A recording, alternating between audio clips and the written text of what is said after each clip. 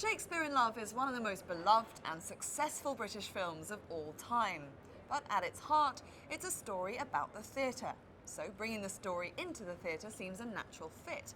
But how does the creative team go about bringing it to life on stage? Well, I love the movie. I loved it when it came out. And it was just wonderful to be offered an opportunity to put it on stage. And it's also, although I've got enormous respect for the film, I think we have an opportunity to do something about theatre. And of course, in a theatre, we're uniquely equipped to be able to do that. And I'm so excited and looking forward to doing that. Well, I think Shakespeare in Love, the movie, springs off the page as a piece for the theatre. There are quite a few good directors of Shakespeare out there. There are a handful of outstanding ones. And then there are just a very few who change the way we think, or I think, about Shakespeare. I don't know anyone who understands the nature of theatre better than Nick and Declan.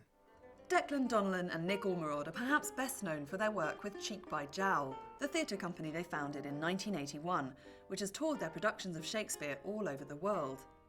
But they've also staged exciting revivals and new works for the Royal Shakespeare Company and the National Theatre, including the world premiere of Tony Kushner's iconic Angels in America.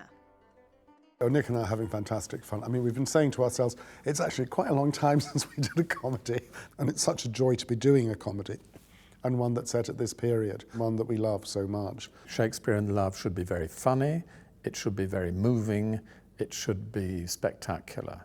It has a whole range of possibilities, and hopefully the audience will be utterly captivated. First of all, seeing anything that Nick and Declan do is thrilling. It was a great film. It's going to be better on stage because this time there's an audience. Well, our experience with Shakespeare has shown us that he is a contemporary playwright, and we're making a contemporary piece about Shakespeare. Tom Stoppard and Lee Hall have already created a fantasy about how Shakespeare might have been, and our problem is to make that convincing.